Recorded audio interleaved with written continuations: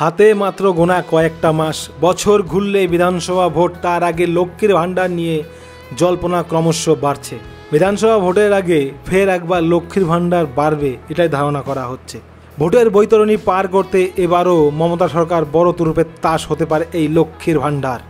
এদিকে দুর্নীতির অভিযোগে চাপে থাকা তৃণমূল সরকার গদি বাঁচাতে লক্ষ্মীর ভাণ্ডারকে হাতিয়ার করবে, এটাই স্বাভাবিক।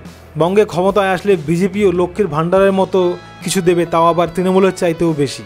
তবে বিপুল সংখ্যক মহিলা ভোট নিশ্চিত করতে মমতা বন্দ্যোপাধ্যায় লক্ষ্মীর ভাণ্ডার নিয়ে অবশ্যই কোনো চিন্তাভাবনা করছেন।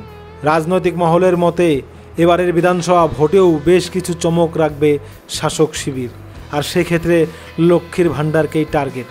কারণ বিপুল সংখ্যক মহিলা ভোট রয়েছে তৃণমূলের হাতে, সেটা হাতছাড়া করতে চায় না তৃণমূল। লক্ষ্মীর ভাণ্ডারের ফলেই সেই মহিলা ভোট হাতে রয়েছে। তাই সেক্ষেত্রে ভোটের আগে যদি মহিলাদের জন্য চালু হওয়া এই স্কিমকে একটু বাড়িয়ে দেওয়া যায়, তাহলে তো মহিলা ভোটগুলো সরবে না তৃণমূল থেকে।